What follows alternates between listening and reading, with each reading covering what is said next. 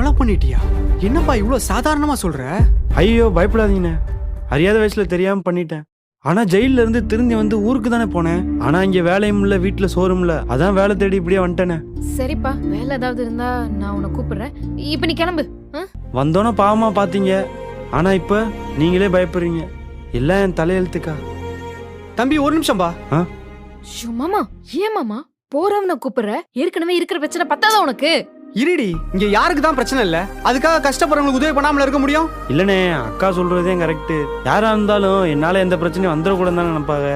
அதெல்லாம் ஒரு பிரச்சனையும் வராதுப்பா. உனக்கு வேற ஏதாச்சும் வேலை தெரியுமா? தெரியாதுனே. கடையிலயும் இப்போதைக்கு எந்த வேலையும் இல்ல. ஆனா உனக்கு ஏதாச்சும் உதவி செய்யணும்னு எனக்கு தோணுது.